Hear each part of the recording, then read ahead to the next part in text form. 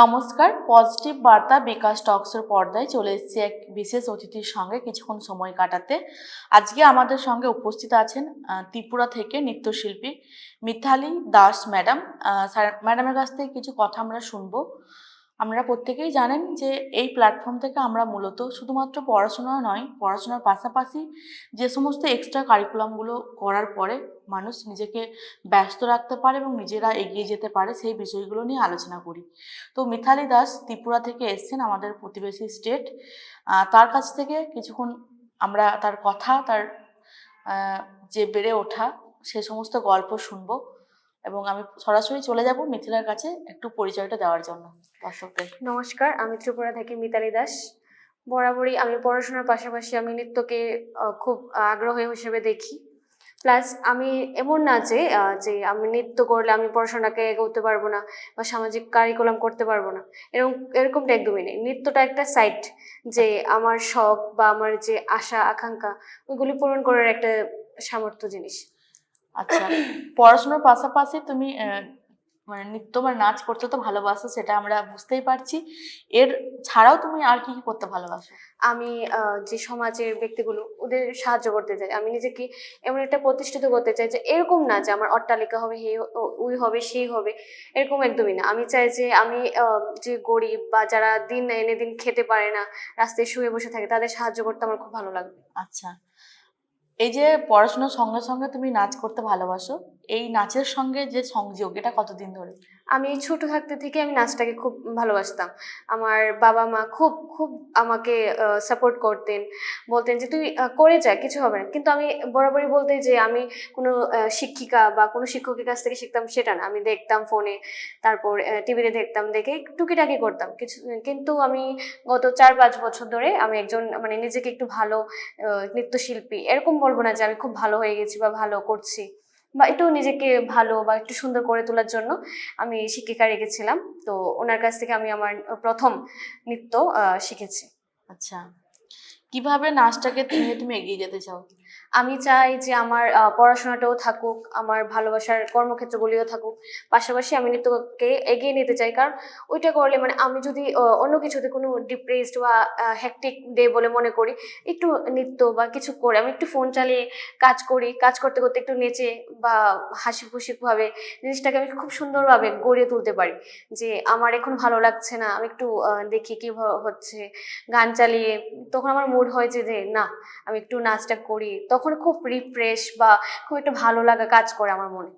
আচ্ছা, তো আগামীতে যারা পড়াশুনো এবং তার পাশাপাশি নাচ করে এবং তারা হয়তো নাচে সময় দিতে পারছে না, তো তাদের উদ্দেশ্যে তুমি কি বার্তা দিতে চাও?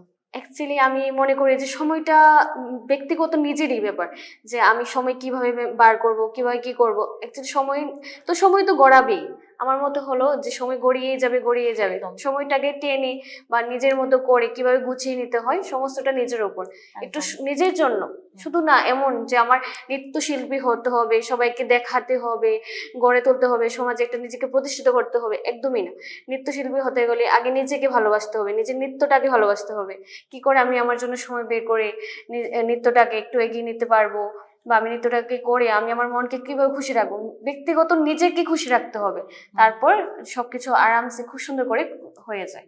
আচ্ছা, খুব সুন্দরভাবে মিতালি আমাদের সঙ্গে আলোচনা করলো তার নাচ নিয়ে এগিয়ে এগিয়ে যেভাবে তিনি যাচ্ছেন তার কথা সে তো বললো।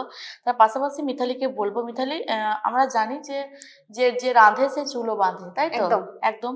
তো মেয়েরা যে এভাবে পড়াশুনো করছে, তার সঙ্গে বিভিন্ন ধরনের কাজের সঙ্গে যুক্ত থাকছে, তাছাড়া তাদের মানে যে প্রিয় নাচ বলো, গান বলো বা আঁকা বলো, সেগুলো করছে। তো একটা মেয়েকে পরিপূর্ণতা দিতে, নিজেকে সঠিকভাবে স্বনির্ভর করে তুলতে এই সমস্ত জিনিসগুলো কতটা কাজে লাগবে বা মেয়েদের কতটা প্রয়োজন এখন নিজেকে স্বনির্ভর করে তোলা? এখনের দিনে যদি নিজেকে বা মেয়েদেরকে প্রতিষ্ঠিত হতে হয়, তাহলে মানে যে রান্না বান্নাটা দরকার, এমন না যে রান্নাবান্না করাটা ঠিক নয়। রান্নাবান্নাটা দরকার, কিন্তু তার থেকে বেশি গুরুত্বপূর্ণ হচ্ছে পড়াশোনা।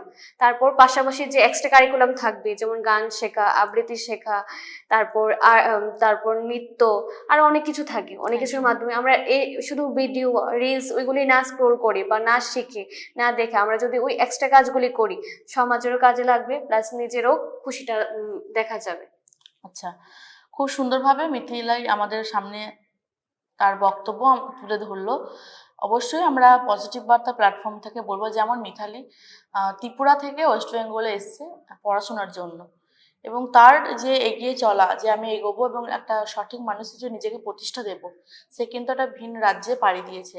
এরকমই মিথিলাকে দেখে আরও মানুষের উদ্বুদ্ধ হওয়া উচিত, যে যার সমস্ত মেয়েরা ভাবছে যে আমরা বাড়িতে আছি বা আমরা নানা ধরনের প্রতিবন্ধকতার জন্য এগিয়ে যেতে পারছি না, তাদেরকে সমস্ত প্রতিবন্ধকতা কাটিয়ে এই বিশ্বাসে জয়ী হতে হবে যে আমরা অবশ্যই জয় করতে পারবো এবং আমাদের লক্ষ্যে আমরা পৌঁছাতে পারবো। লক্ষ্য অবশ্যই ঠিক রাখতে হবে। এবং যারা অনেকেই বলেছিলেন যে নাচ নিয়ে, অবশ্যই তাদেরকে বলবো আপনারা অবশ্যই যারা নাচের সঙ্গে যুক্ত আছেন তারা অবশ্যই নিজেদের যে ভালো লাগা সেই জায়গাটা কখনোই নষ্ট হতে দেবেন না, কারণ ভালো লাগার জায়গা, ভালো যাগুলো আমরা ভালোবাসি সেগুলোকে নিয়ে আমাদেরকে বেঁচে থাকতে হয় দিনের শেষে, তো সেগুলোকে ধরে রাখুন। আজকের মতো এই পর্ব আমরা এখানেই শেষ করলাম। ধন্যবাদ, নমস্কার।